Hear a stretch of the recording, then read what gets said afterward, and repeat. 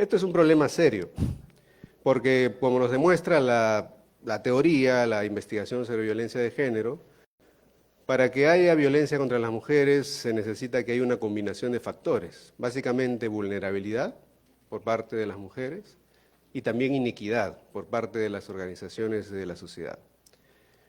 Si queremos disminuir el hostigamiento sexual laboral o la violencia contra las mujeres, tenemos que disminuir la vulnerabilidad, y es por eso que se justifica todos los programas de empoderamiento, pero también deberíamos disminuir la inequidad, es decir, hacer que las organizaciones de la sociedad sean un poco más justas cada vez. Y aquí tiene mucho que ver el sector privado, porque la hipótesis era que si es que las empresas vuelven sus organizaciones más justas, más equitativas, posiblemente el hostigamiento sexual, la violencia contra las mujeres disminuya. Y encontramos evidencia también. Hicimos estudios en el norte del Perú, en la época en la cual hubo el Yaku, hubo el ciclón, se inundó, muchas empresas tuvieron serios problemas, y encontramos una diferencia esencial entre varios tipos de empresas en la región. Aquellas empresas más inequitativas, con una estructura organizacional más injustas, tenían más prevalencia de hostigamiento sexual laboral y más daño en su productividad. Es decir, parece que la gestión equitativa, la gestión justa, es un factor protector que disminuye la prevalencia del acoso y la violencia contra las mujeres y que mejora la productividad de las empresas. Eso fue uno de nuestros primeros resultados y fue interesante. El problema con el hostigamiento sexual laboral es que genera muchos daños a nivel personal, pero también a nivel organizacional. Investigaciones en el mundo encuentran que las mujeres acosadas sexualmente tienen daños a nivel psicológico, pero también a nivel físico, sin considerar a nivel económico, porque hay una alta probabilidad de desertar, de abandonar el trabajo. Y ese daño genera costos, tanto para las mujeres hostigadas sexualmente, pero como para las empresas también. Hicimos otro estudio en el cual quisimos ver cuál es el costo adicional que tienen las empresas cuando sus trabajadoras son hostigadas sexualmente. Y aquí ustedes pueden ver los resultados. Esos son porcentajes adicionales de costos que sufren las mujeres en las empresas cuando son acosadas sexualmente. Hay costos adicionales de ausentismo, de tardanza, de intención de deserción, de errores de productividad, de incidentes laborales críticos, es decir, en todos los indicadores, independientes de si fueran empresas de la costa, del norte, del sur, los resultados son muy parecidos. Entonces, el hostigamiento sexual laboral en el trabajo no solo es un problema de las trabajadoras, es un problema también de las empresas porque afecta a su productividad de forma importante. El asunto es que las empresas no lo ven, y no lo ven porque menos del 5% lo denuncia. Hemos encontrado de forma sistemática, independiente de la región de donde provengan los datos, menos del 5% de las mujeres hostigadas sexualmente han reportado el hecho a las empresas. Más del 95% no lo dicen, no lo cuentan, no lo informan, lo niegan, lo evitan. Es una forma de autoprotección.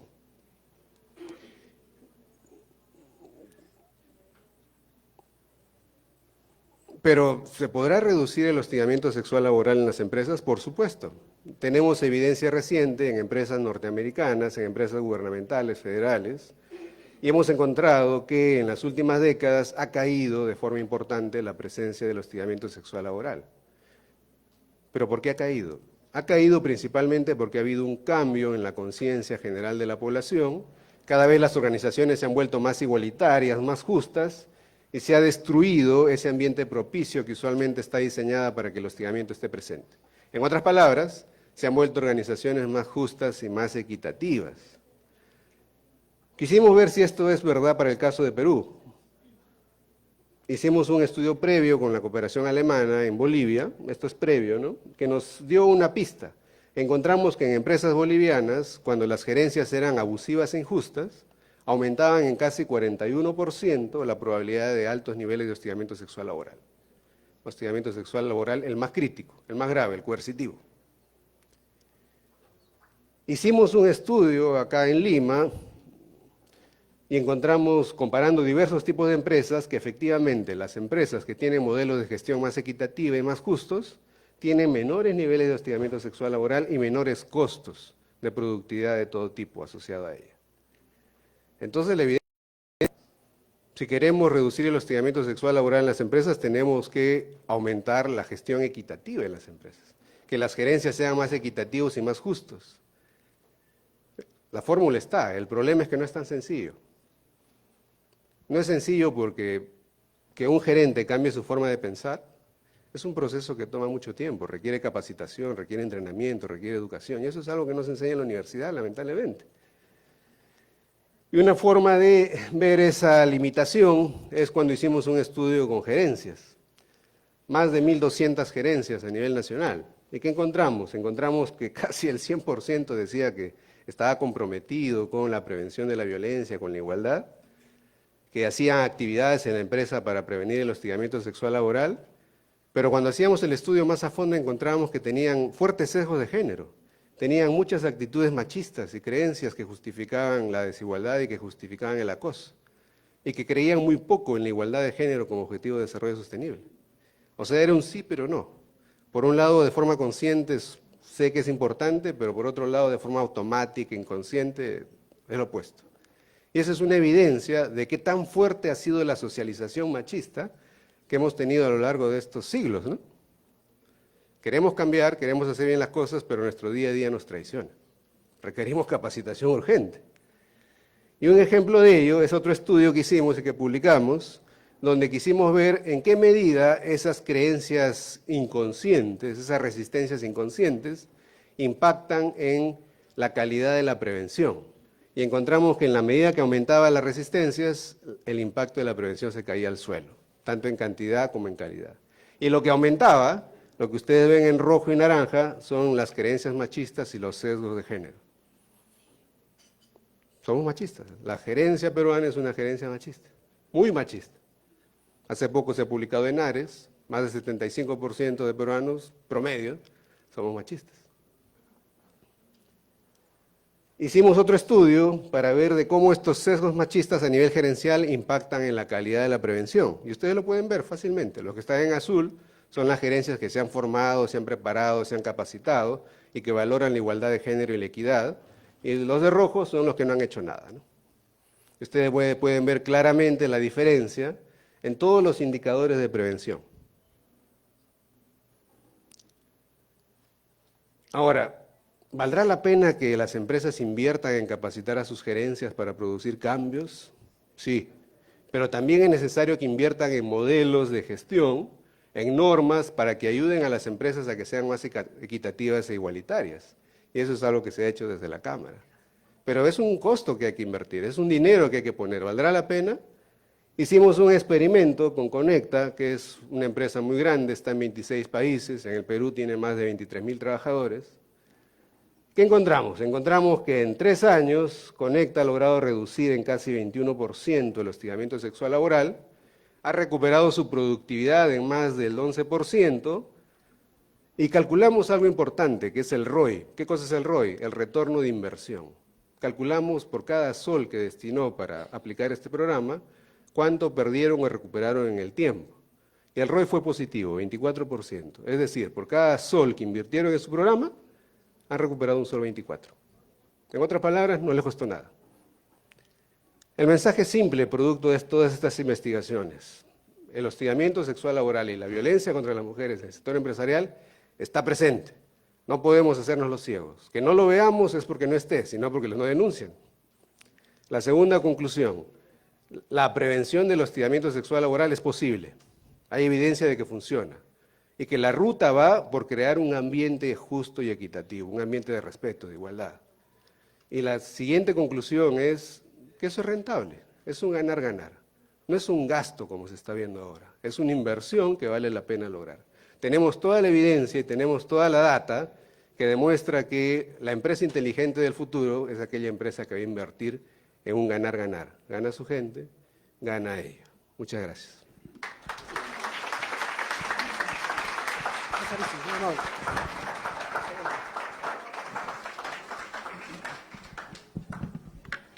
Muchísimas gracias a Arístides Varas, que tiene que justamente retirarse porque tiene un compromiso en el Ministerio de la Mujer.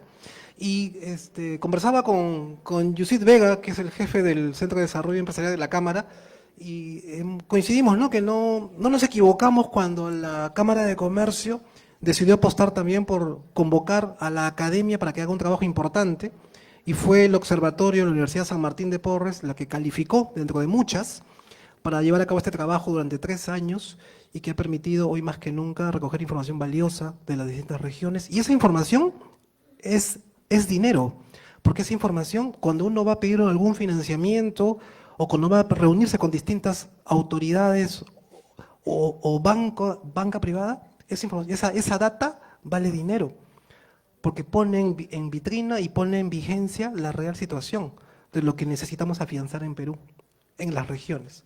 Entonces hay un trabajo importante que vamos a compartir también luego con toda la audiencia. Bien, y justamente para complementar este trabajo importante que se ha hecho desde la Cámara de Comercio de Lima, del Observatorio de la Universidad San Martín, obviamente con el respaldo y apoyo de AECIT, vamos a llevar a cabo un panel que va a afianzar este trabajo y va a poner en blanco y negro cada detalle de lo que se ha venido trabajando. Es por ello que en esta oportunidad es un placer invitar primero al señor Josué Boero, quien es el coordinador de proyectos institucionales. Un fuerte aplauso para él, por favor, adelante.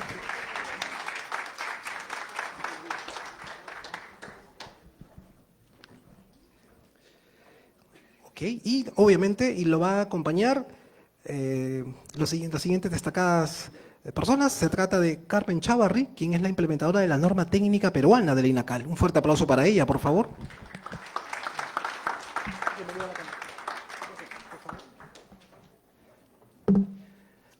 Asimismo, invitamos al representante, al auditor de la norma técnica en mención, a Eduardo Tamariz. Un fuerte aplauso para él, por favor, adelante, Eduardo. Bienvenido, Eduardo. Bien, dejo con ustedes entonces a Josué Boero para llevar adelante este panel y sobre todo que les comente este trabajo importante que se ha venido haciendo. Estimado José, adelante. ¿Tienes el otro micrófono? Genial, gracias. Muy buenas tardes, ¿cómo están?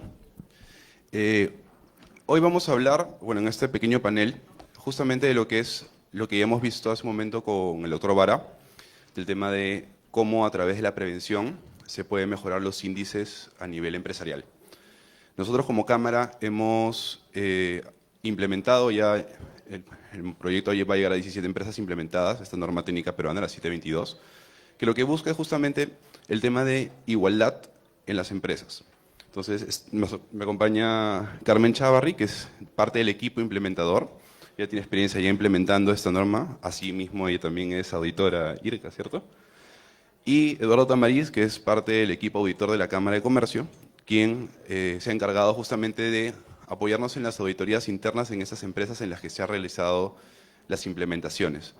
Entonces, vamos a verlo justamente desde esas dos aristas, desde la parte de cómo son los obstáculos o los que encuentran al momento de implementarse, cómo es el tema del enfoque que se le da y sobre todo a nivel ya de auditoría, cómo es que se contrasta, lo que las empresas buscan implementar con relación a lo que la norma solicita. Entonces, Carmen, por favor, en tu experiencia, cuéntanos cuáles son los principales obstáculos que has encontrado al momento de implementar esa norma técnica.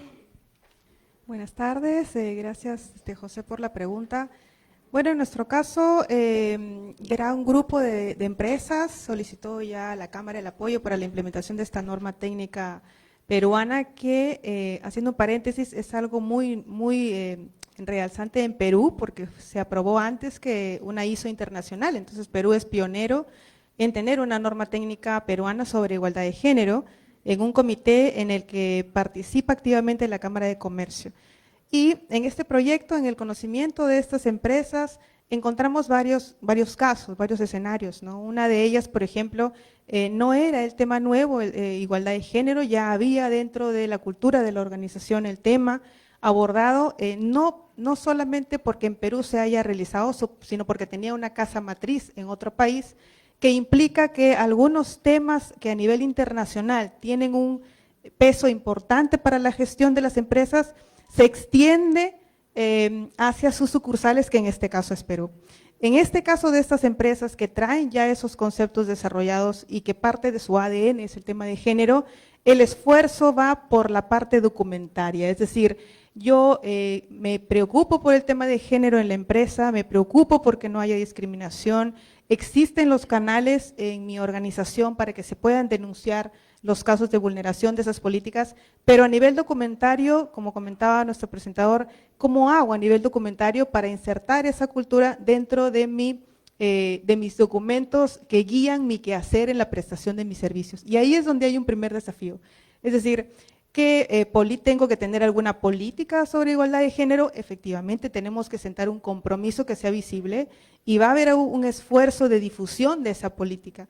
Esa política, por ejemplo, es lo mismo que la política la difunda yo como un implementador o que la difunda mi gerencia general. ¿Cuál es el peso de que el líder sea el abanderado del tema de igualdad de género en la empresa? ¿Cómo yo voy a insertar estas cosas que me pide la norma, la 722, en mis procedimientos? Si yo tengo un procedimiento de contratación de personas, por ejemplo, y entiendo que la norma me pide algunos controles para que no haya un sesgo de género, ¿cómo yo inserto esto que me pide la norma en mis formas de trabajar, ¿no? En este caso, en los procesos de contratación? Y algo curioso es que lo vimos también en los procesos de formación de la Cámara y que lo comenta también Aristides, es que nosotros podemos tener el compromiso declarativo, pero también debemos ser conscientes, y en el proceso de implementación se nota, de que tenemos sesgos muy ocultos. Es decir, hay algunas cosas que todavía no somos conscientes, en donde tenemos algunos sesgos que pueden afectar el tema de igualdad de género. Ese fue uno de los desafíos, la parte estructural, documentaria, que las organizaciones fueron abordando a lo largo del proyecto. Gracias, Carmen. Justamente ahí tengo varias preguntas justamente con lo que has comentado, pero quiero verlo desde el lado de Eduardo como auditor, porque justamente eso, la parte documentaria es muy importante. Entonces, Eduardo, en tu experiencia, cuando ya vas a ver el tema documentario, cuando ya haces la auditoría, entre lo que plasman en el papel y lo que realmente la empresa ejecuta de esa documentación, ¿cuáles son las principales diferencias que has encontrado? Y sobre todo, ya que hablaba de la política, también, ¿cómo es el tema con la política y lo que difunden y lo que realmente hacen? ¿Qué tal? Buenas tardes, buenas tardes. Es cierto, o sea, cuando ya uno entra al tema de auditoría, ¿no? Entra a la revisión exacta de lo implementado, en la experiencia se ha visto de que es muy fácil agarrar y tomar las notas, los anexos, no que te dice la norma técnica, que te sugiere, pero a la hora de revisarlas y con eso llevarlo a objetivos, es donde comienza la disociación. O sea, no hay a veces una exactitud para asociar la política con un objetivo específico que hay que cumplir. Entonces, como auditor, uno hace las acotaciones del caso, porque es relevante, sí es importante, pero también a la vez es fácil hablar de igualdad y equidad e inclusión. Sin embargo, cuando ya como auditor uno va a esos temas específicos, ya de ver qué tareas se han hecho para demostrar que es una empresa que tiene equidad, que trabaja con equidad y con inclusión, ahí es donde vienen los problemas. Entonces, muchas veces desde la política, desde que se asume la política, es que tenemos que tener mucho cuidado de con qué nos comprometemos. Y para eso es muy saludable y bueno conocer antes, ¿no? los aspectos y las definiciones que tiene la norma técnica para poder, de esa manera, saber qué vamos a asumir a lo largo de toda la implementación, sobre todo los compromisos y las tareas que nos vamos a asignar después como organización, y los recursos que le vamos a asignar como empresa a esas tareas para el cumplimiento de los objetivos. Justo ahí, hablando de eso, el tema de los objetivos y todo el tema ya de cumplimiento, ¿no? Hablabas de que al momento de, la política o el tema documentario, muchas veces se habla de muchas cosas que al final ponerlas en práctica puede ser un poco complejo. ¿Cuáles son las principales, los principales desafíos, para que todo eso que ponen en papel realmente se ejecute? ¿O cuál sería realmente, qué necesitaría la empresa para poner, por ejemplo, para trabajar todo un tema de equidad y no solo igualdad? Claro, para temas de equidad es muy necesario ser bien conscientes de qué significa la equidad ¿Y cuál es la diferencia exacta con la igualdad? Porque hay una diferencia conceptual entre las dos. Entonces, con el correr de la implementación, uno puede ir dándose cuenta de cuáles son las tareas o las acciones que van tomando y sobre todo que se tienen que ir plasmando en el plan de capacitaciones de la organización para que los colaboradores comiencen a tener conocimiento también de esas diferencias y puedan a su vez también ejercer esas mismas políticas dentro de su día a día, y no solamente en el trabajo, sino también esos mismos conceptos llevarlos a casa. Y ahí está la tarea grande también, que no solamente es en el trabajo, sino esos conceptos y esa forma, porque ya se comienza a convertir en una forma de vida, llevarla también al hogar y de ahí hacer un tema de expansión también, no solo de la norma, sino de los conceptos y de los conocimientos que hay que tener. Entonces, dentro del plano organizacional, para verlo ya más acotadamente el plano de auditoría, revisamos qué planes de acción han tomado, ¿no? Y si han podido lograr diferenciar, ¿no?, esos dos conceptos básicos, la equidad con la igualdad. A partir de ahí podemos entender de que sí, pues no, y eso se va a ir plasmando en las diferentes acciones. Por ejemplo, en recursos humanos se comienza a ver si hay una política salarial, ¿no?, que justamente enfoque eso, ¿no? Si hay una política salarial, si hay un procedimiento de reclutamiento y selección de personal que también incluya esos temas. Entonces, todo va a ir concatenándose, como digo, o sea, dentro de la política, el objetivo se va a ir relacionando con las acciones que va a ir tomando la empresa. Gracias, Eduardo. Carmen, hace un momento nos contabas de justamente este problema con los sesgos. Entonces, digamos, al momento de implementar, tienes todo lo que la empresa quiere realizar. Se establecen políticas, se establecen procedimientos, pero como tú indicas hay sesgos y parte de la implementación no solo es el tema documental, sino es el tema también de sensibilizar al equipo, no solo a la alta dirección, sino también a todos los colaboradores. ¿Cómo ha sido ese proceso en las entidades en las cuales has implementado? Sobre todo, ¿qué dificultades o qué barreras has encontrado y qué estrategias has usado para poder sortearlas? Ahí Arístides también nos daba algunas luces, ¿no? Importa mucho, por una parte, establecer normas internas que van a empezar a regular nuestra forma de hacer las cosas, pero hay un componente importante que tú ya lo has mencionado, que es la sensibilización. La sensibilización es diferente a dictar un curso o a dictar una charla, ¿no? Por ejemplo, nosotros podemos estar aquí en este panel compartiendo experiencias y de repente Eduardo nos aclara un concepto. Eso nos da un conocimiento. La sensibilización es diferente. En la sensibilización lo que yo busco es ser consciente si eso es importante para mí, ser consciente si yo tengo efectivamente sesgos, y eso lo logramos conversando con las personas. Es decir, no se puede hacer una sensibilización en una charla abierta a 100 personas donde yo, expositor, le diga esto es importante y esto significa. La sensibilización implica una conversación y un ejercicio donde cada uno pueda comentar casos, ¿no? Por ejemplo, en el Ministerio de la Mujer hacían un ejercicio y decían, cerremos los ojos y pensemos si en algún momento nos han dicho, tú puedes hacer esto o no puedes hacer esto por ser mujer o por ser hombre, ¿no? Y ahí uno empieza a pensar, en algún momento yo habré escuchado alguna frase que diga, tú puedes hacer esto o tú no puedes hacer esto porque eres mujer, o tú no puedes hacer esto porque eres hombre. Y ahí empezamos un debate sano, saludable, porque lo que busca la norma es que estos sesgos no restrinjan la oportunidad a cualquier persona. No estamos hablando solamente de mujeres, sino que la apertura a las actividades sean en iguales condiciones, ¿sí? Podremos ser aparentes para una u otra cosa, pero la parte de sensibilización tiene en cuenta una etapa de identificación de nuestros propios sesgos.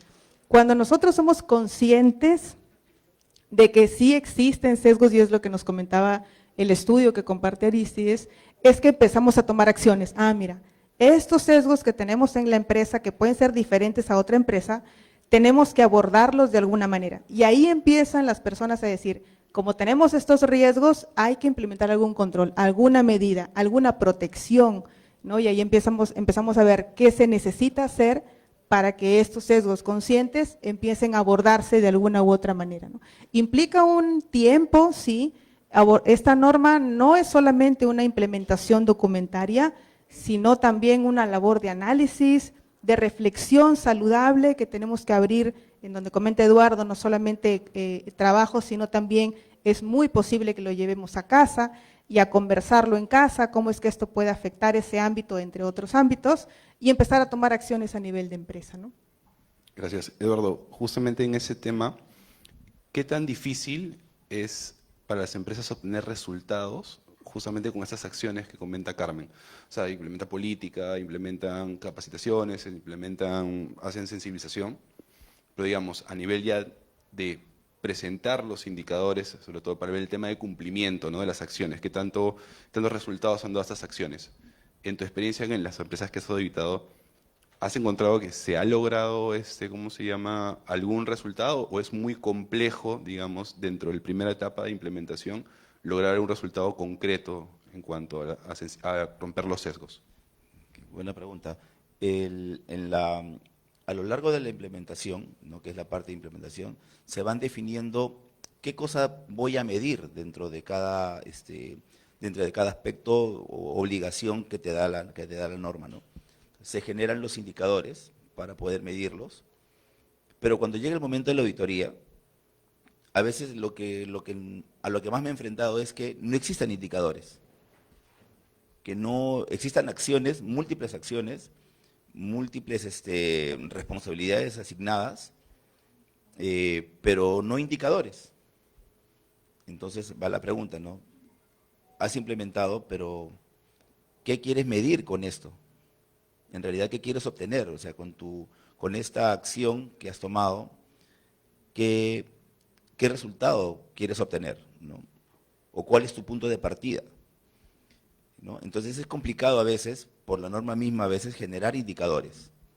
Hay que ser bastante creativo también para generarlos, ¿no? Pero hay que saber, dentro de toda la gama de posibilidades y de acciones que se pueden tomar, es saber rescatar qué cosa quiero hacer, ¿no? Por ejemplo, lo primero que se le puede indicar a una empresa es saber el grado de percepción de desigualdad que existe en su organización.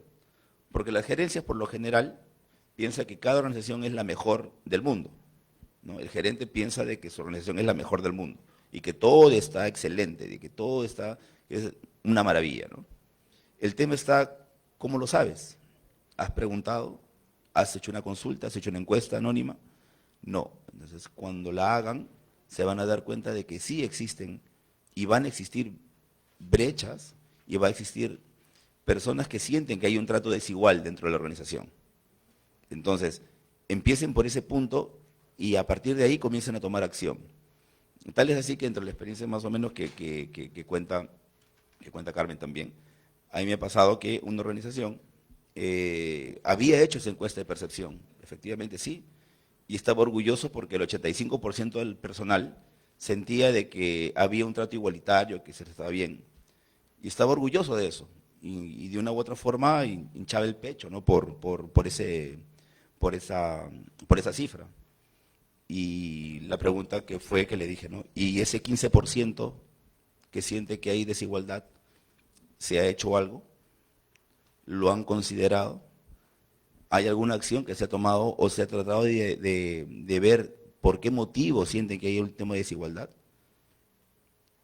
No, pero las cifras me indican de que estamos bien, o sea, un 85% debe estar por encima de la media peruana.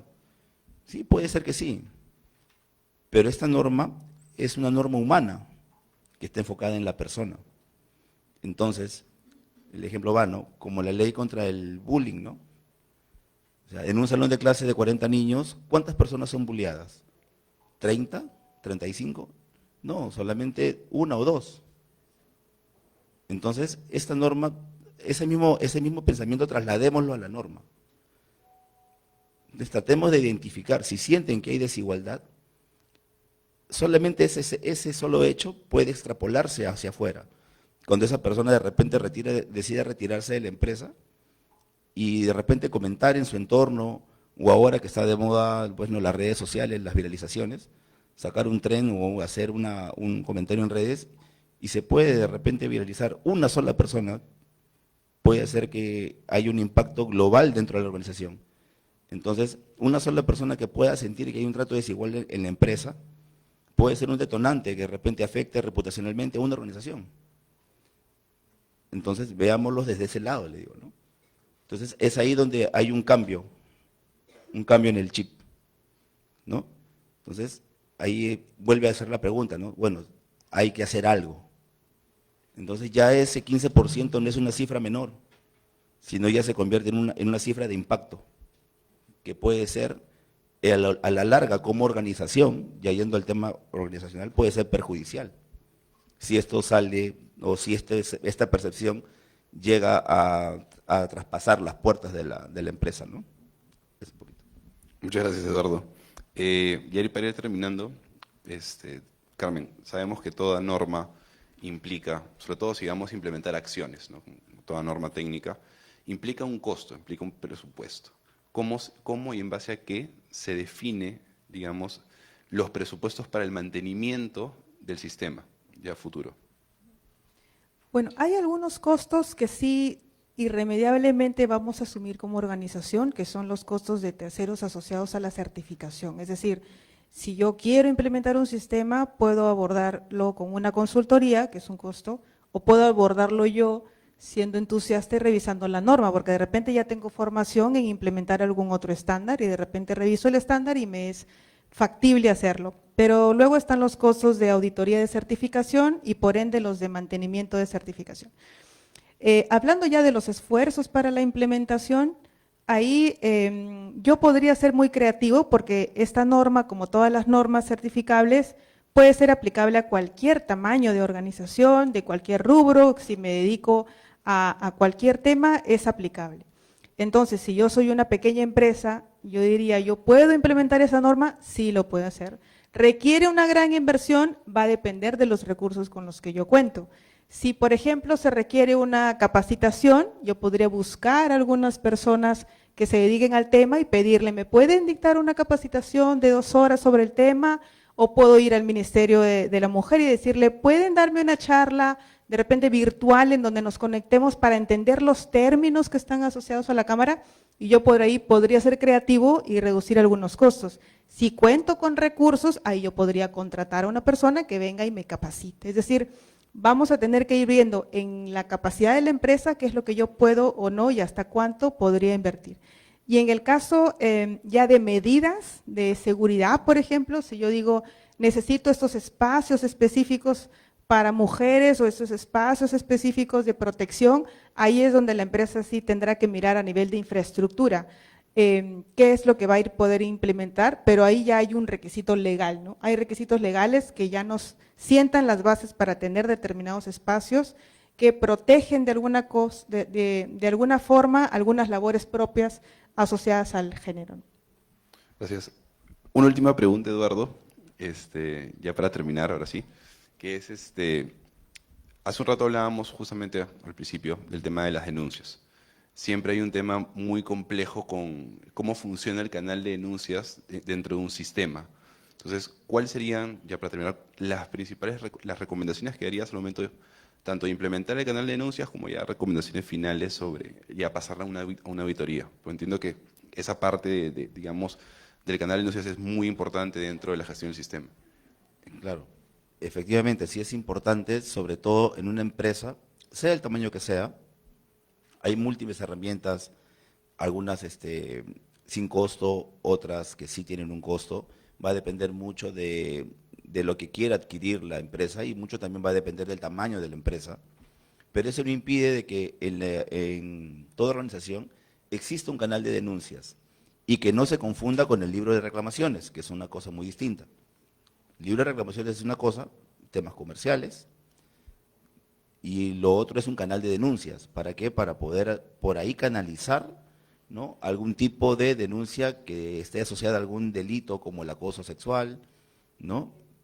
Como el hostigamiento, ¿correcto? Por ejemplo, ¿no? Es importante que este canal que se haga, ya sea el que se elija, tenga el considerando de que asegure la confidencialidad de la información que va a recibir la persona, porque es muy delicado. El señor Aristides justo dio una cifra, ¿no? Que solamente el 5% de las personas que sufren acoso o hostigamiento en el trabajo denuncian, ¿no? ¿Y es por qué? Por el miedo, ese miedo de decir, si voy a denunciar, de repente es un jefe, un gerente, la soga se corta por el lado más débil, ¿no? Entonces, mejor me quedo callada o me quedo callado, ¿no? Y aguanto, pues, ¿no? Porque al final y al cabo necesito el trabajo. Entonces, el canal de denuncias tiene que asegurar justamente la confidencialidad de la persona que va a hacer la denuncia. La persona que va a manejar el canal de denuncias tiene que tener una ética y una moral probada. Por lo general, tiene que ser una persona que cumpla con los requisitos para el manejo de un canal de denuncias, ¿no? Para que pueda tener también la independencia de investigar también, sea el nivel que sea, porque puede ser a nivel gerencial, a nivel jefatura, puede ser inclusive a nivel directoral. Entonces, para eso es muy importante asegurar la confidencialidad y el anonimato de la persona también, ¿correcto? Que toda esa investigación se lleve de manera anónima. Ahora, si vamos a una escala mayor, puede ser inclusive la denuncia puede tratarse de manera anonimizada si es que estamos tercerizando el canal de denuncias. Pero dentro de todo eso hay que tener en claro de que debe existir un canal de denuncias en cada organización.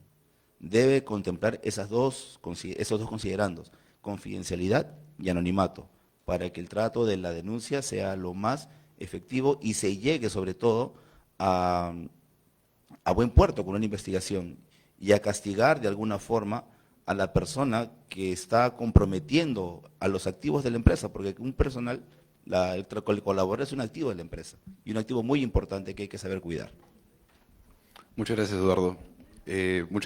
Muchas gracias, Carmen, por compartir con nosotros su experiencia y sus conocimientos respecto a la norma técnica, a su implementación y a su auditoría. Con eso damos por culminado este panel. Muchas gracias. Gracias.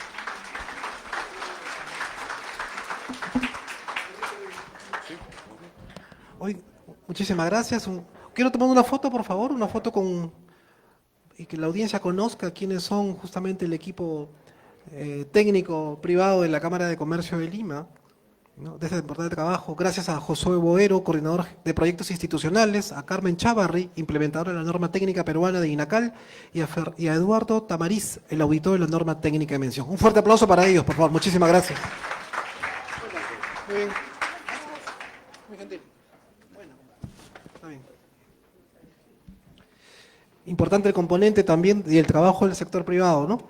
Y justamente, tal como mencionaban acá la audiencia, de la importancia de la confidencialidad, del anonimato, estábamos conversando con el equipo de la Cámara de Comercio y lo que queremos con el respaldo de AECIT y la Unión Europea, queremos poner a disposición de toda la audiencia presente y a los que nos siguen en las redes sociales a través de AECIT, que vamos a ofrecer un diagnóstico gratuito a todas las empresas o personas que deseen tener este componente, el ABC de la importancia de esta, no solamente la norma, sino de la prevención de la violencia y darle todo este apoyo y seguimiento. Para ello queremos poner a disposición los siguientes datos: el correo M de mamá, libaque, LIVAQUE, libaque@camaralima.org.pe. Pero un teléfono WhatsApp, que es el siguiente, que es el 922-402-030. Sí, es el 922-402-030. Es el equipo de proyectos, el equipo de la dirección de la Jefatura de Desarrollo Empresarial, que pone a disposición para darles las asesorías, el acompañamiento de este importante trabajo. Ello como parte del compromiso de la Cámara de Comercio de Lima. 922-402-030. De Desarrollo Empresarial de la Cámara de Comercio de Lima. Correo electrónico, lo repito, es M de mamá, Livaque, L-I-V-A-Q-U-E,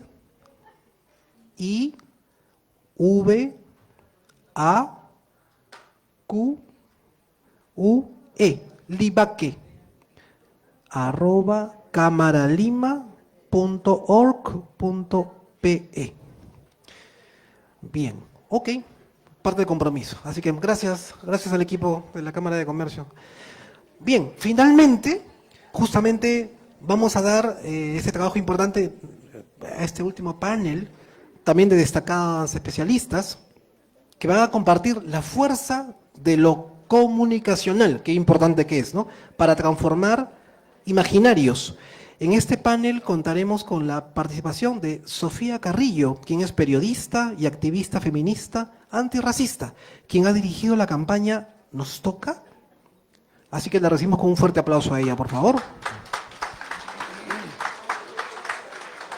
¿Cómo estás? Bienvenida. Por favor, placer. Bienvenida. Asimismo, se suma a Sofía Marisol Castañeda, quien es, perdóname, antes de ella, tengo presentada a Clea Guerra, quien es la coordinadora de CLADE en Perú y especialista en género y violencia de hechos humanos. Un fuerte aplauso para ella, por favor. Bienvenida a la conferencia, por favor. Bien, vamos a empezar con ellas dos y va a complementar justamente, ahora sí la presento oficialmente, a Marisol Castañeda, quien es la coordinadora de la Asociación de Comunicadores de Calandria. Un fuerte aplauso para ella, por favor. Me voy a adelantar, Bien, bueno, entonces dejo el uso de la palabra justamente para que ustedes empiecen con ello. Adelante. Por favor. Muchas gracias. Para pasar el PPT. ¿Sí? Ya, entonces, bueno, en primer lugar, muchas gracias, agradecer a la AECID, agradecer a la Unión Europea por haber confiado en nuestra red, en la red CLADE, para poder implementar el proyecto, este componente, ¿no?, de fortalecer la prevención desde la sociedad civil. Siguiente, por favor. Sí, yo lo paso. ¿Cuál es? Vaya.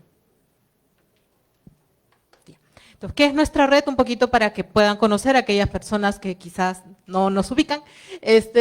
Nuestra red es una red regional, una red feminista integrada por organizaciones de sociedad civil y también por profesionales y activistas independientes, que estamos en 15 países de la región. Y en el caso del Perú, estamos en 8 regiones, ¿no? Tenemos presencia en las regiones que ustedes ven ahí. En el caso de Piura, ¿no? Piura, San Martín, La Libertad, Lima, Junín, Cusco y Arequipa. Puntualmente para esta intervención, voy a mencionar rápidamente, pero las asociadas de organizaciones que estuvieron involucradas fueron el Colectivo por la Equidad de Género de Piura, el Centro Micaela Bastidas de La Libertad, la Asociación Prodemu de San Martín, el Centro IDEL y el Centro Cepema Lulay de Junín, el Colectivo Soncoguarmi de Cusco, la Asociación Humanidad Libre de Arequipa y Fordes de Arequipa también. Y en el caso de Lima, pues está la Articulación de Lesbianas Feministas de Lima, la Lesbianas Independientes Feministas Socialistas, LIFS, DEMUS, Movimiento Manuela Ramos y Flora Tristán. Entonces, todas ellas que estamos en la red, pues hemos implementado este componente, articulado y llevado también sus acciones, que ahora les voy a relatar, en los territorios. Los principales resultados. Voy a tener mi exposición en 3 momentos que tuvo esta implementación del componente. Primero, la generación de evidencia, de construir el modelo que queríamos implementar, estudios que hemos tenido para también fortalecernos como red y acciones de incidencia. Y un cuarto componente que es de campaña, pues ya Sofía lo va a exponer, quien ella ha liderado la campaña. MICA. ¿Qué es MICA? MICA es nuestro modelo feminista de intervención, mujeres independientes con autonomía. ¿Y por qué surgió el construir? ¿Por qué a la red nos interesó consolidar este modelo? Porque percibíamos que muchas veces en la política pública quedaba fuera un tanto algunas concepciones que la experiencia de sociedad civil nos daba cuenta que son las vías por donde debe ir también las acciones de prevención. El desmontar estos estereotipos de género que hemos estado conversando desde la mañana, ¿no? Y que no necesariamente se estaba abordando en su plenitud, ¿no? Entonces veíamos que esta línea estaba como un tanto ausente y iniciamos por eso la construcción de MICA desde las distintas experiencias que tenemos, las diferentes organizaciones que integran la red y también las profesionales independientes que están en la misma, ¿no? Entonces, para construir MICA se hizo levantamiento de información en 8 ciudades de estas regiones, en las cuales encontramos que incluso había tasas mucho más altas del promedio de la ENARES 2019, ¿no? Digamos, de aceptación, de justificación, entre comillas, de la violencia contra las mujeres, de los estereotipos de género, de querer señalar que las mujeres, digamos, tendríamos que, en primer lugar, dedicar nuestra vida para los otros, para los hijos y demás, y después cumplir nuestros sueños. Entonces, ese enunciado que tiene la ENARES, que tuvo la ENARES del 2019 y que tenía una alta cifra, pues en estos territorios, en algunos por lo menos, los del norte, salió incluso cifras más altas, ¿no? Entonces, eso que nos llevó a la reflexión que MICA sí tenía que recoger todos nuestros saberes, aprendizajes, experiencias de las distintas integrantes, pero también tenía que focalizarse y aterrizarse según el territorio. La prevención de la violencia tiene que estar focalizada en los territorios porque cada uno de nuestras ciudades, departamentos, regiones tienen particularidades, ¿no? Entonces, que requieren ser incorporadas para un mejor abordaje. Entonces, ahí está nuestro modelo, ¿no? Y vimos lo importante que es transformar también la estructura del poder. Por eso señalamos que nuestro modelo es un modelo feminista, que busca justamente ese cambio a mediano y largo plazo, ¿no? Apostamos por poner el foco, poner el énfasis en la injusta distribución de las tareas y los roles de cuidado que aún permanecen en nuestra sociedad. Visibilizar esta injusta distribución, este uso menor del tiempo para disfrute que tenemos las mujeres y las diversidades, ¿no? Como esto es un factor de riesgo para afrontar situaciones de violencia. Tener menos tiempo implica, ¿no? Como consecuencia, tener menos tiempo disponible, tanto para la recreación, pero sobre todo para la formación, para la articulación, para el descanso, y eso a su vez va a traer otros problemas en las vidas, en la salud integral de las mujeres y las personas feminizadas. Entonces, vimos que era importante colocar el eje de discusión, de análisis, de reflexión en ese primer enunciado. Asimismo, apostar por una transformación de relaciones sociales, pero también vinculadas a una estructura, ¿no? A una estructura de trabajo, ¿no? De comercio en el cual estamos alojadas y que también muchas veces se ha sustentado en el trabajo no remunerado que realizamos las mujeres al interior de los hogares, ¿no? Entonces también es importante tener en consideración ello y colocarlo en el debate, en la discusión, que esté presente, ¿no? Y vimos lo que ya les señalaba, enfoques comunitarios que abarquen también trabajo de los diferentes niveles, ¿no? Si bien apostamos por la, digamos, especialidad a nivel de las localidades, también somos conscientes que esto tiene que estar articulado con los niveles de gobierno distrital, provincial, regional, pues la política pública que nace desde un índole nacional, ¿no? Que puede tener sus adaptaciones a nivel local o distrital.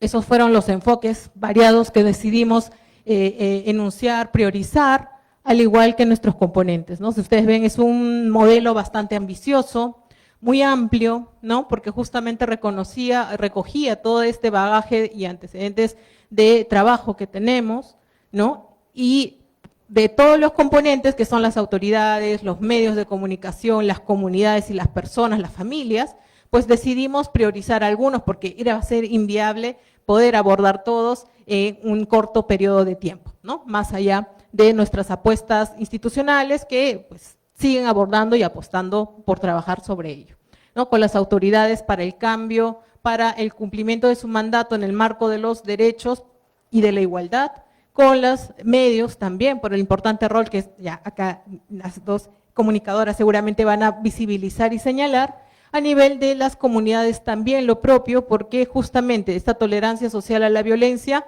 está y se articula y se termina, digamos, dando continuidad y perpetuando también a ese nivel comunitario. Y a nivel de las familias lo propio, porque también son en los individuos, en el ámbito familiar, donde vamos a también, seguimos perpetuando este tipo de prácticas desiguales, ¿no? Como les decía, tuvimos un momento de fortalecimiento interno también a través de estudios, ¿no? Fortalecernos para tener una mejor calidad de las investigaciones que realizamos en nuestras organizaciones, ¿no? Hubo dos ediciones de cursos para poder realizar una mejor investigación, que haya mayores estándares, ¿no? Estándares académicos, se han podido tener artículos, digamos, con esa calidad de académica para que puedan reportar las acciones, las vivencias situadas de los territorios. Uno que me viene a la mente de los artículos fue sobre las madres, digamos, las abuelas esclavas, que fue el título que colocó una compañera del norte de Piura, y que ella señalaba y relataba, ¿no? Y ahí en su artículo señalaba cómo ya, digamos, cuidó a sus hijos e hijas, y después ahora le tocaba la siguiente, ¿no? Por la precariedad de la vida o por la desarticulación, digamos, y de otros factores, pues le tocaba ahora también continuar con esas labores de cuidado, ahora cuidando a los nietos y a las nietas. Entonces, cómo a veces no era reconocido eso, ni siquiera por su círculo inmediato, ¿no? Ese hijo, esa hija que le invita, le coloca a los nietos y a las nietas para el cuidado, no reconocía ese valor, y ahí se miraba cómo se estaba precarizando su vida, ¿no? Sus tiempos y otras dimensiones. Entonces, eso fue muy interesante, poder generar esos estudios y también recopilar, digamos, como banco de experiencias, algunas experiencias que hemos tenido y que veíamos indicios, ¿no? Que habían sido efectivas para reducir violencias en los territorios que habían sido implementadas, ¿no? De las distintas organizaciones asociadas de CLADE. Entonces, estas experiencias están también publicadas, se ha publicado, ¿no? Para poder ver y que puedan servir quizá de referencia para gobiernos locales u otras organizaciones, para que puedan valorar las cosas que funcionaron, así como las cosas que no funcionaron mucho, para ir aprendiendo y mantenernos, pues, ¿no? Conectadas. Un siguiente componente, una siguiente estrategia dentro de nuestra intervención fue la incidencia. Varios de los que estamos acá, integramos las instancias distritales o provinciales o regionales de la ley 30364, ¿no? En los municipios, en nuestros gobiernos provinciales, ¿no? Y lo que vimos que ese era un espacio muy importante, ya porque es una estructura, es un sistema funcional dentro de la administración pública, en el que esta temática, el visibilizar la desigual distribución de los roles y tareas de cuidado, podría colocarse también como un elemento a considerar para las acciones de prevención que tiene por mandato este espacio coordinar, ¿no? Entonces, lo que hemos buscado es colocar justamente en esa agenda pública la desigual carga de cuidados en estos espacios. No formar un nuevo espacio, una nueva estructura, sino ver, ¿no? Como hay un estrecho vínculo entre la violencia basada en género con esta desigualdad puntual en relación a las tareas y roles de cuidado, se vio que podíamos colocar ahí el tema a discusión. Y no solamente ello, aparte de la discusión, el diálogo con el funcionariado, con operadores que están dentro de estos espacios, con sociedad civil que también está dentro de estos espacios, lo que vimos y decidimos como acción era el impulsar normativa local. Impulsar normativa local, ordenanzas, llámense ordenanzas distritales, provinciales o regionales, que reconozcan, si bien en principio pudiera parecer un reconocimiento meramente simbólico, pero que reconozcan el Día de los Cuidados y también la vinculación que existe entre esta temática y la prevención de violencia de género, para que así dentro de las instancias, de las mesas de trabajo, de las instancias distritales, provinciales, en sus planes de trabajo, una de las acciones de prevención pueda estar centrada y vinculada a esta temática.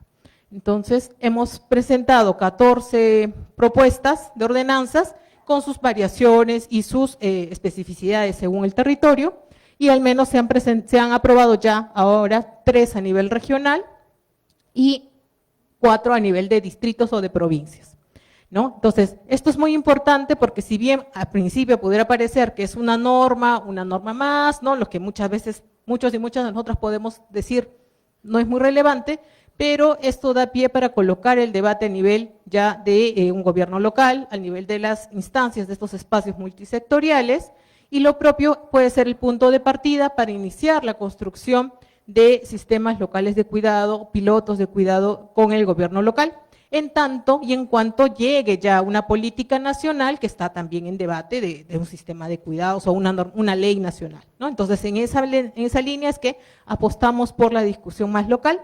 A su vez, ya varias de las asociadas de la red, pues también han hecho lo propio, pues ya por experiencias propias, y están, digamos, encaminadas tanto en ordenanzas que reconocen el Día de Cuidados, como también ordenanzas locales que reconocen la importancia y impulsan un sistema local de cuidados. Entonces, eso es lo que nos hemos centrado. Ahí están las ordenanzas, todas publicadas, está pendiente de publicar la de la libertad, esperamos que próximamente ya va a estar publicada. Entonces, hemos apostado por esta estrategia, por esta línea, ¿no?, de recoger los saberes, los conocimientos, experiencias previas de las integrantes de la red, reconstituirlo, organizarlo, tener como un mínimo común y empezar a trabajar y abordar esta línea que veíamos que no estaba tan presente en las acciones de prevención, a nivel de prevención primaria, ¿no? Entonces, eso es lo que hemos querido compartir, y más bien desde sociedad civil, pues nosotras siempre nuestra apuesta es por continuar en la incidencia, por continuar interpelando a la comunidad, ¿no? Y para eso algo muy importante y fundamental ha sido la campaña que Sofía va a exponer. Ya está en nuestras redes por si nos quieren ver.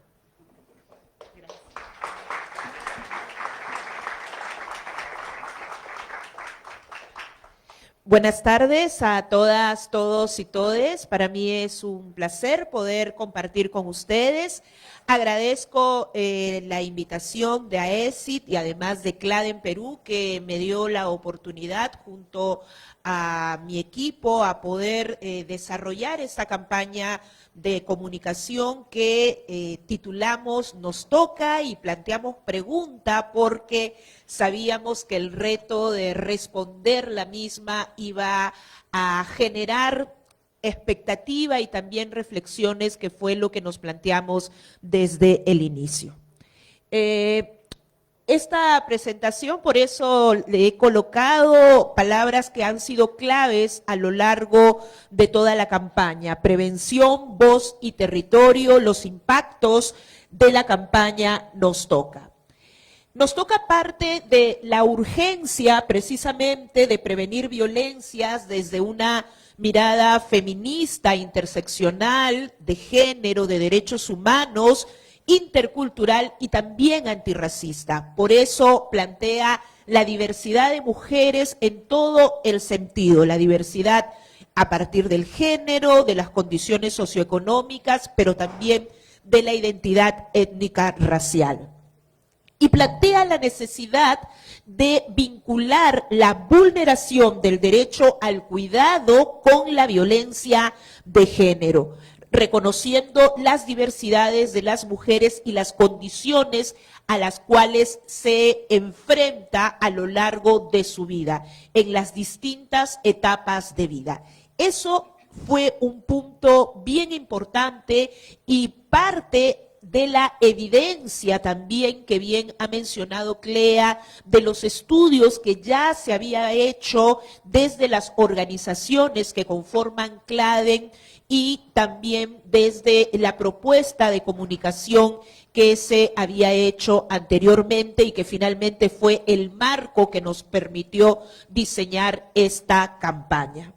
En ese sentido, se identifica que en la medida que haya barreras mayores en la autonomía económica, en la autonomía física, es que la violencia de género permanece de manera mucho más evidente. Y, por supuesto, las mujeres sufren más violencias y discriminaciones. Nos toca, agrupa quizás la propuesta en palabras que nos resultan claves.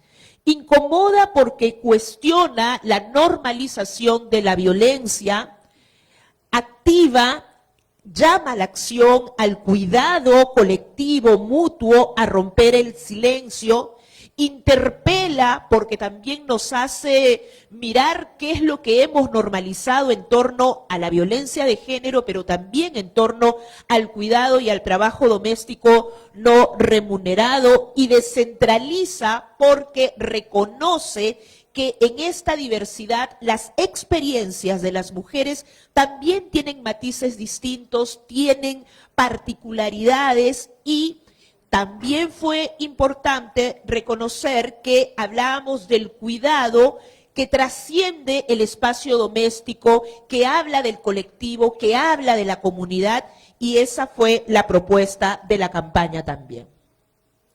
Entonces, la campaña Nos Toca forma parte del proyecto Somos Más Prevención, impulsado por CLADEN Perú y sus aliadas con el objetivo de prevenir la violencia de género. Se implementó en 7 territorios con alta diversidad cultural y por tanto también es un reto plantear los mensajes y también reconocer la importancia de que una campaña sea comunitaria, que no solamente veamos a las mujeres como beneficiarias, sino como sujeta de derechos con voz propia y con una mirada particular también de ver lo referido a violencia de género y a derecho al cuidado. Y el eje central de la estrategia comunicacional es participativa y territorial. La estrategia de comunicación plantea narrativas construidas desde las propias mujeres, muchas de las que están en estos momentos han participado en el proceso de construcción y de implementación de la campaña. Hicimos reuniones previas incluso a tomar el nombre de la campaña a partir de lo que reflexionamos con las compañeras, ¿no? Producción de spots, hubo un trabajo audiovisual muy fuerte, sin perder la importancia de la territorialidad y del trabajo presencial. Eso fue algo clave para que la campaña tuviera una implementación adecuada. Además, las voceras comunitarias formadas y planteadas desde una vocería pública y un lenguaje inclusivo, un lenguaje que realmente refleje lo que proponíamos. El sustento técnico se da en la medida que hay una supervisión permanente y constante de parte de CLADEN Perú. Hemos tenido un acompañamiento y el trabajo ha sido conjunto y colectivo. Y ese sustento técnico nos aseguraba que no perdiéramos la ruta y sobre todo que desde una perspectiva feminista supiéramos y reconociéramos también que los otros enfoques eran necesarios y eran requeridos. Reitero, enfoque de género, interseccional, un enfoque territorial, de derechos humanos, intercultural y antirracista. Hay un acompañamiento metodológico a los equipos de los territorios, porque además lo que hicimos fue reconocer el trabajo que hacen las organizaciones ya en sus territorios y por tanto en cada uno de los territorios tuvimos presencia, viajamos, realizamos una serie de actividades que voy a pasar a compartirles, ¿no? Las mujeres diversas en nuestra gráfica también, obviamente hay mucha más diversidad, pero digamos, planteábamos presencia de distintas mujeres. La acción desde los territorios, reitero, 7 regiones del país, talleres, ferias, vocerías, reuniones con periodistas, enlaces territoriales como agentes claves. En la acción en los territorios se efectuaron 7 foros públicos, 7 reuniones también con periodistas en distintos espacios y planteamos sobre todo un diálogo con ellos y ellas. Aquí tenemos las cifras, no voy a decir cada una porque me llevaría mucho tiempo, pero como ustedes pueden ver, generalmente tuvimos más de 100 personas en cada uno de los foros públicos que desarrollamos, ¿no? Aquí algunas fotos de los foros públicos en los distintos territorios y también hubo presencia en medios de comunicación. La gestión activa con los medios nacionales, regionales y comunitarios, estuvimos en presencia mediática, artículos en medios digitales, en medios tradicionales también, las vocerías estuvieron activas, no vocerías desde Lima solamente, sino vocerías desde los propios territorios. Aquí vemos estas alianzas con los periodistas que nos permitió incluso hacer un taller con ellos donde hablamos del derecho al cuidado y de la prevención de violencia de género, impartimos materiales informativos, hubo impacto digital, más de 140,000 visibilizaciones orgánicas y 5,000 interacciones a partir del material producido, principalmente en plataformas como Instagram, TikTok y Facebook.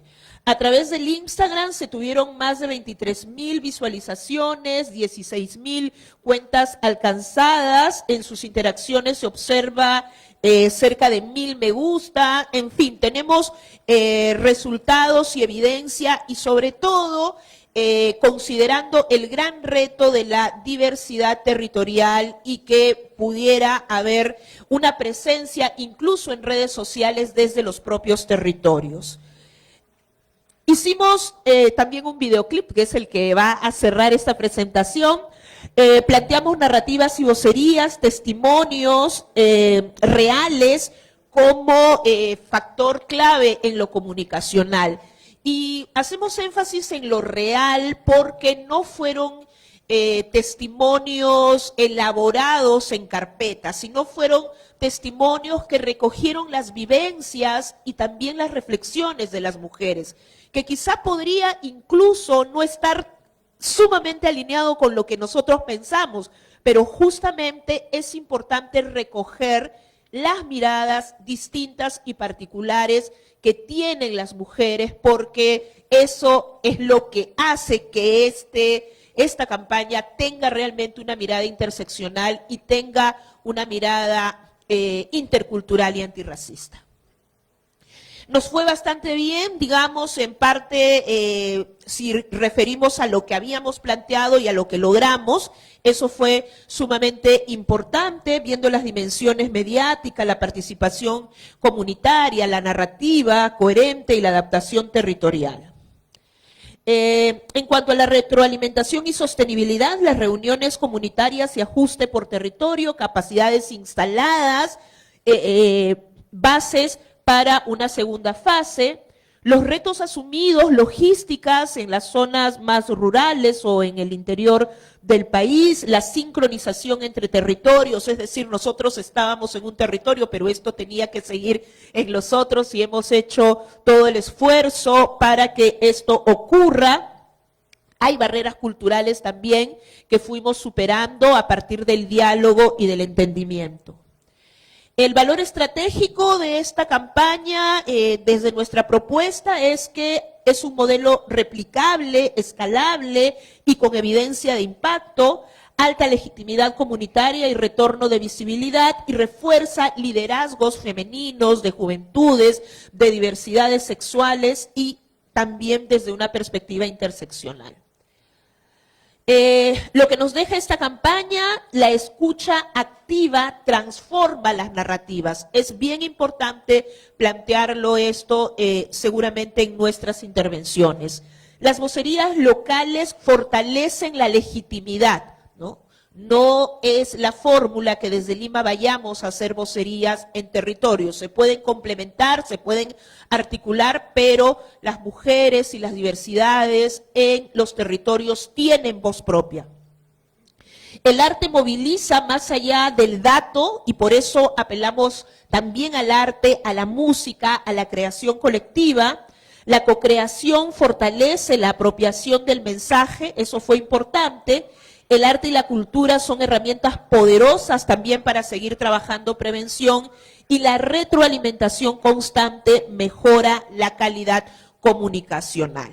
Esto en resumen de lo que fueron 7 meses, un poco más incluso, de trabajo que no hubiera sido posible sin el apoyo, reitero, permanente del equipo de CLADEN, de las organizaciones que participaron y de las compañeras que estuvieron participando en los distintos territorios y se apropiaron del mensaje. Y justamente en el marco de esa apropiación es que surgió esta idea de plantear un videoclip a partir también de las apuestas artísticas que tuvimos a lo largo de la campaña. Es así que AECID nos dio la oportunidad, ¿cierto?, de poder hacer este videoclip y nos lanzamos a hacerlo. Fue un proceso complejo, hay que reconocerlo, pero vale la pena que se complejicen las cosas si los resultados plantean una participación real de las mujeres en toda su diversidad. Entonces, lo que hicimos junto a la activista Carolina Tiva y junto a las compañeras de los distintos territorios, elaborar una letra de la canción Nos Toca. Y esta canción Nos Toca tiene un videoclip que ha alcanzado 39,000 reproducciones en YouTube, ha tenido presencia también en las redes sociales, en un contexto que se hacía complejo por el tema político, sabemos, pero se logró. Y con eso quiero dejarlos con el videoclip de Nos Toca. ¿Lo tenemos? Me confirman. Confirmado. Adelante. Un poco largo, pero van a verlo ahí.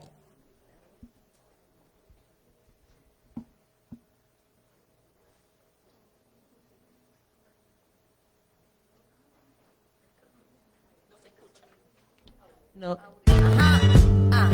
Sí. Me niego rotundamente. No nos neguemos, estamos ahí. Viene, estamos calentando motores nada más. A ver.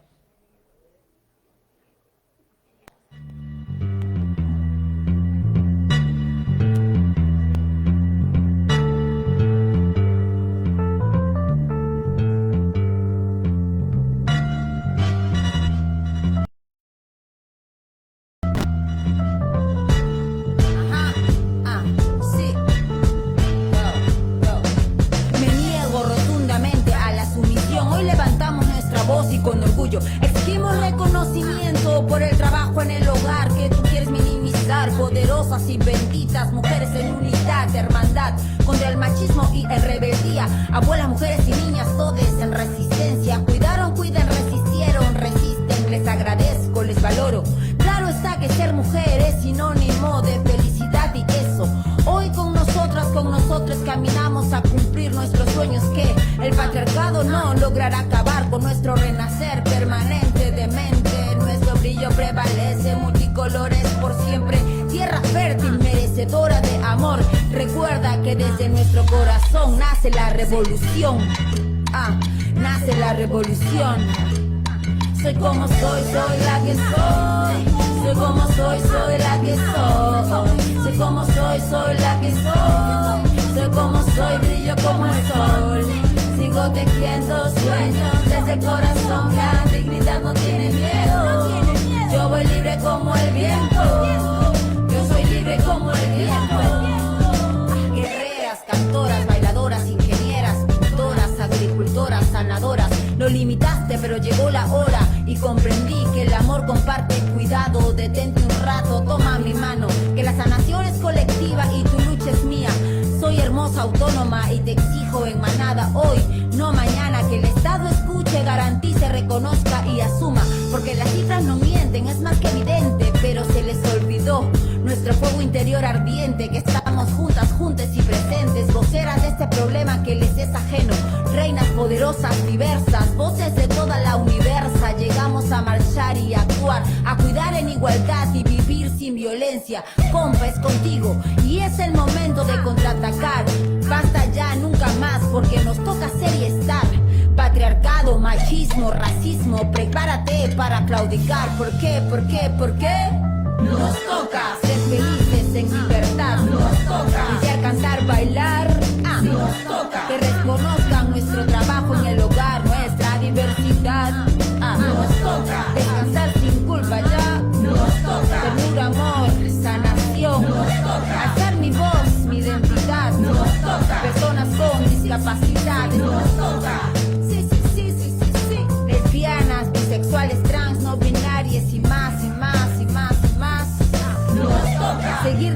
porque juntas se acabó el dolor, se acabó.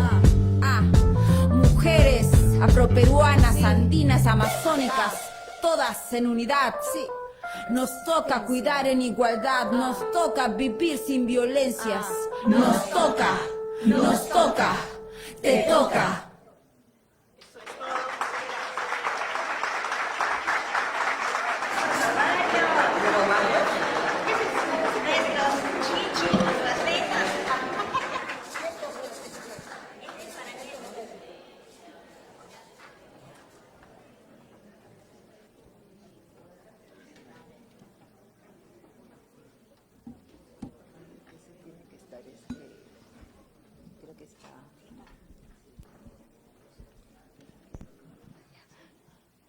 Bueno, ahora ya que nos hemos despertado un poquito más, nos hemos movido con Nos Toca, vamos a presentar la campaña de Calandria. No sé si… oh, ¿dónde está?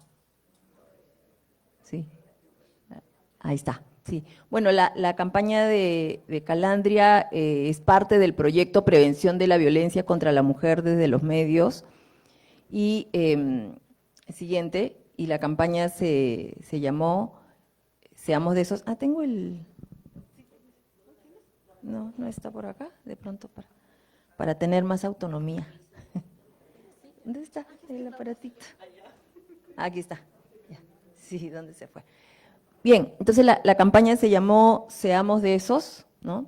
Es una campaña que está pensando en reconocer y valorar los esfuerzos, los avances que están haciendo algunos hombres, especialmente jóvenes, ¿no? En el cambio, en construir la igualdad también, y en ese sentido poder hablarle desde ese lugar a la sociedad, poder hablarle a otros hombres, poder inspirar, ¿no? Es una campaña que interpela los estereotipos de género, también que denuncia la violencia contra la mujer, pero que se ubica desde los zapatos de los hombres, ¿no? Para interpelarlos o para que se interpelen, o también para que empiecen la conversación de deconstrucción, ¿no? Y en ese sentido es bueno socializar cómo surge el Seamos de esos, porque las campañas no son siempre encapsulamientos teóricos, ¿no? Sino son producto también de nuestras relaciones, son producto de cómo los comunicadores vamos también viendo y viviendo la realidad, y en ese sentido es importante que el diálogo con nuestros colegas hombres y el diálogo también con los jóvenes que han formado parte de la campaña apostaban por la línea de si los hombres son parte del problema, también deben ser parte de la solución, ¿no? Y entonces eso es un punto importante en la justificación de la campaña. También en ese momento de creación del concepto creativo nos cruzamos con una experiencia piloto del MIN, que estaba trabajando una experiencia de Hablando entre Patas, cerca de 2.500 hombres con los que habían trabajado en un proyecto de mejoramiento de sus relaciones con sus parejas, con buenos resultados, y también, como toda campaña, como bien lo señala Sofía, trabajamos con evidencia, ¿no? Trabajamos un sondeo de opinión donde se identificaba que 70% de los hombres rechazaban algunas creencias machistas. Y en ese sentido, me parece importante, nosotros hicimos la pregunta de dónde se da la desigualdad entre hombres y mujeres. Obviamente todos sabemos que en el espacio del hogar es donde se da la mayor desigualdad. Si uno pregunta quién lava, plancha, cocina, cuida a los hijos, pues sale 80, 90% a la mujer, y la doble jornada que se tiene, ¿no? Pero efectivamente, cuando hicimos esa revisión, nos fijábamos en la columna de la mujer, pero también empezamos a ver la columna de los hombres, ¿no? Y en la columna de los hombres salen estos datos, ¿no? Salen que también quien prepara el alimento en un 46% los varones, 59%, 68%, 61%, no es el 80, 90%, pero es un avance, ¿no? Hace 10, 20, 30 años no hubiesen salido esos datos, hubiesen salido muchísimo menos. Hoy día sí hay. No es mayoritario, no es una tendencia, pero hay un avance de hombres que participan, colaboran o se hacen cargo, ¿no? En este espacio, en construir desde este espacio de igualdad.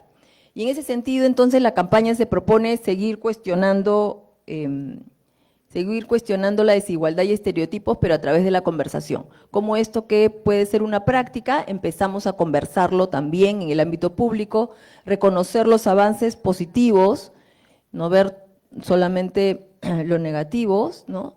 Y encontrar entonces esos hombres referentes que pueden inspirar a otros con un mensaje de igualdad.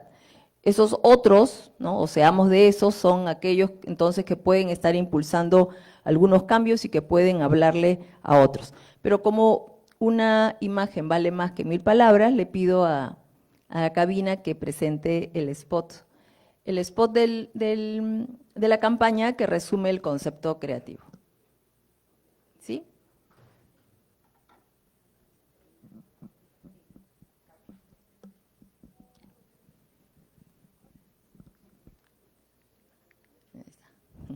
Si está spot, dice.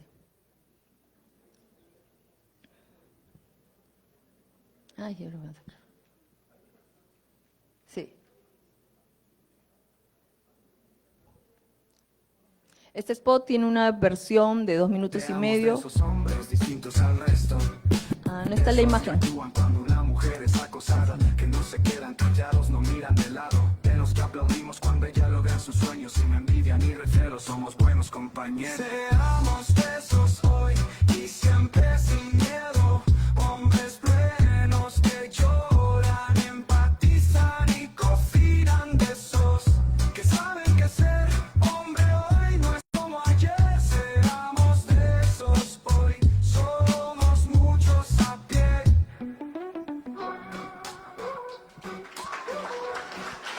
Gracias.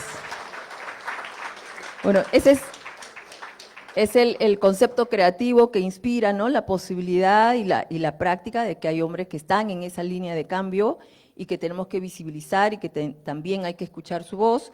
Y en esa línea, no sé dónde, mi PPT. En esa línea, nosotros lo que hicimos fue plantear una campaña que no solamente en la línea que lo planteaba Sofía, ¿no? Que la campaña no sea de difusión, sino más bien de que se expresen, ¿no? los diversos actores. Entonces,